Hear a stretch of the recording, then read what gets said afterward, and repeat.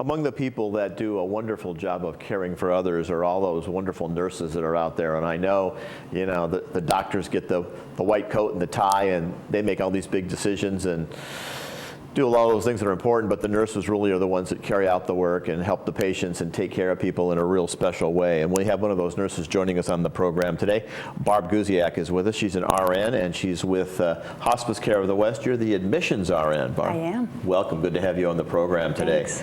Obviously, as like a lot of people, we're going through our school years and we think about what we're going to do as far as our career. And you look like you were headed into the medical area, but how did you specifically get decided to head for the work in hospice care?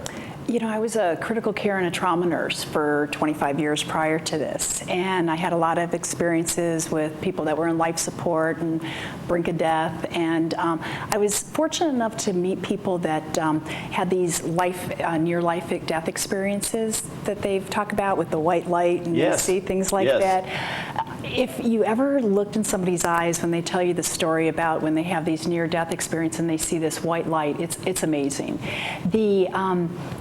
They talk about it as this incredible feeling of peacefulness and intense feeling of love, and they say it's the most unbelievable feeling that they've ever had. So it's kind of neat where a number of people feel fearful when they're died, and a lot of it's because they really don't know what to expect. Right.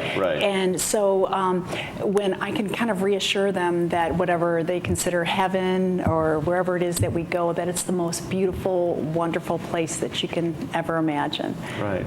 Interesting. And then you also, of course, deal with their medical concerns and keeping them comfortable and all that as well. Yeah, it's really a spiritual calling. It's probably not the job for every nurse, but when you have incredible experiences, it's really neat to be able to help somebody through that process of keeping them comfortable. I know you can't be real specific, but maybe share one or two experiences that kind of have been meaningful to you in this process.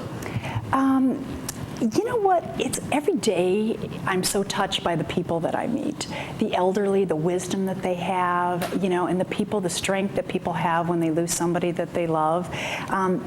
I think about a lot of the patients we have are, World War II. They're at that age in their 80s, and we get a lot of great. I'm a history buff, so I love the stories of, World War II. And I think of this one man. He was kind of a stoic, quiet man, and his wife told me he was there when the day Pearl Harbor was bombed. And so, being the history nut, I asked him, tell me about that day. And he kind of hesitated, and he went into this long thing, and he was only 17 years old, and it was a pretty horrific experience in his life, and he cried, and just a lengthy conversation. And afterwards, his wife says to me, he never talks about that. When people ask him, he avoids it, and she says, I've never actually heard the whole story. And so she said, I think it was kind of a really good thing to kind of let go of that experience that he had. Interesting. I know a lot of people had that experience with the film Saving Private Ryan.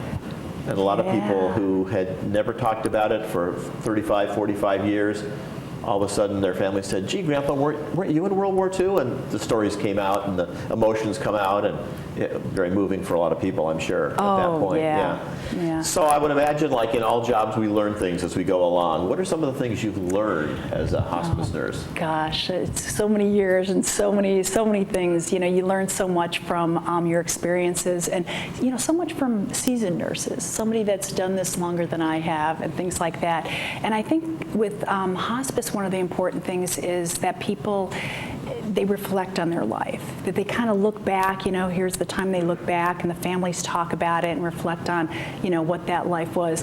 I always think of actually one of my Laguna Woods patients. Oh my gosh, she was amazing. She was a supermodel in Paris. And she started telling me about how she went to the Academy Awards with Clark Gable, and you'd see the pictures on her wall of all the famous movie stars in the 40s. And, for her appearance was very important to her because she was this supermodel. And here I'm looking at this woman with wrinkles, and she's frail and tired, and but you look behind the wrinkles and you'd see a little sparkle in her eye. And so our goal as a hospice nurse was to make her feel good and look good. And we have volunteers that come in and that are cosmetologists and things like that. And so we made her feel like a supermodel for the day, and did her hair and makeup and nails, and we kept that going where if you were at the home, you always made sure she had her lipstick on and just made her feel beautiful again. That's great. That's super indeed. So, I would imagine, like all jobs, there's things that are fun and wonderful and meaningful and creative, and you enjoy doing it because you're helping somebody. But I imagine there's some hard things about your job as well. God, Rob, to be perfectly honest, the hardest part about my job are the young mothers with children. They look you in the eye and they say, I can't die. I can't die. I have to be here for my children. It's the hardest thing that we do. And, but the one thing that we can do is have them leave a legacy. We have them write letters to their children, and that's good for the kids because they have something to hold on to. When mom's gone, they can read her letters, or we do something, these video life reviews, and it's videos so the mom can pass on her wisdom and just tell her stories that she won't be able to tell those kids. So wow. it's the great part. Yeah, that would be hard, but obviously be very meaningful as well. Yeah. Well, to sum it up, Barb, if you could use one word to describe your work as a hospice nurse, is there one word that kind of sums it all up for you? What probably a nurse would say is compassion. I know when I lose my compassion for my job that it's time to retire. But if you ask anybody else that's been involved with hospice, they call us angels.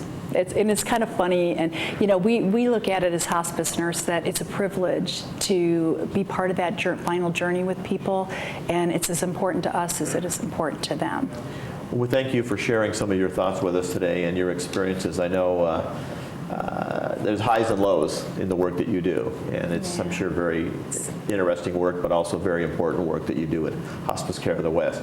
If you folks want to find out more about the services they provide and how they can help somebody that you care for, you can give them a call. It's 800-405-1159, Hospice Care of the West, and they're just a phone call away. And nice people like Barb are there doing that great work. Thank you so much for sharing with us today. Thanks, Rob. Good to have you on the program.